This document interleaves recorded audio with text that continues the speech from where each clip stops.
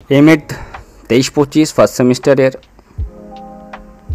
যে suggestion paper আজকের সেটা হলো 2.1.1 এডুকেশনাল স্টাডিজ, অর্থাৎ প্রথম দিনের পরীক্ষা 19 তারিখ যেটা শুরু হবে সেখানের কিছু প্রবাবেল সাজেশন তোমাদের এমএডের জন্য তৈরি করা হয়েছে এবং টেলিগ্রাম এবং সেই পিডিএফ এবং তার সাজেশনের যে উত্তর সেটা প্রোভাইড করা আছে ইউটিউব এবং টেলিগ্রাম চ্যানেলে। 20 মার্কস থাকবে, ঠিক গ্রুপ বিতে এভাবে থাকে, গ্রুপ সিতেও এভাবে থাকে।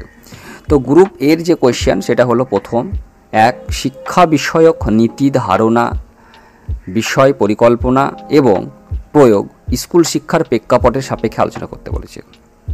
কোয়েশ্চেন নাম্বার 2, ভারতীয় সমাজের বহু সংস্কৃতি এবং বহুভাষিক বলতে কি বুঝি আমরা? এই ধরনের সমাজে শিক্ষার্থীদের শিক্ষণের ক্ষেত্রে কী ধরনের যথাযথ শিক্ষামূলক দৃষ্টিভঙ্গি অনুসরণ করা উচিত বলে আপনি মনে করেন?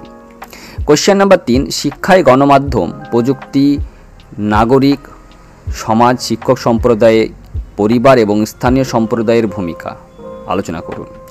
উপরোক্ত বিষয়গুলি কিভাবে শিক্ষার অগ্রগতিকে প্রভাবিত করে তা সঠিকভাবে লিখুন।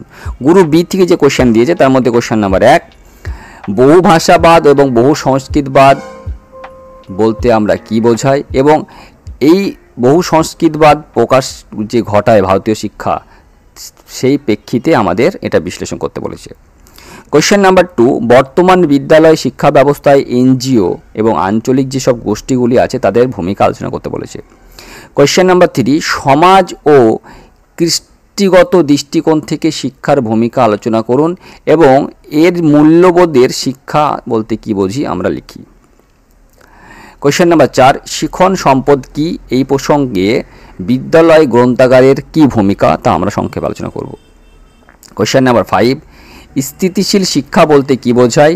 মূল্যায়নের সঙ্গে স্থিতিশীল শিক্ষার কি সম্পর্ক?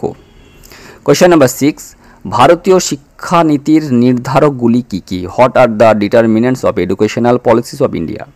কোয়েশ্চেন নাম্বার 7, ভারতবর্ষে স্কুল শিক্ষার দর্শনগত দৃষ্টিভঙ্গি আলোচনা করুন এবং শিক্ষার সাপোর্ট সিস্টেম পরিচালনা সম্পর্কিত নীতিসমূহ ও রূপায়ণগুলি আলোচনা করুন। শিক্ষায় বিজ্ঞান ও প্রযুক্তির প্রভাব নিয়ে আলোচনা করুন এবং শিক্ষায় এই বিজ্ঞান প্রযুক্তির সঙ্গে দর্শনের কী সম্পর্ক সেটাও আমাদের লিখতে বলেছে, অর্থাৎ discuss the relation between philosophy and education. Question number group C থেকে প্রথম কোয়েশ্চেন যেটা 1, বঞ্চিত শিশুদের শিক্ষা, education of deprived group children. Question number 2, NCF 2005-এর যে রূপরেখা অর্থাৎ ইম্পর্টেন্স গাইডলাইন অফ এনসিএফ 2005।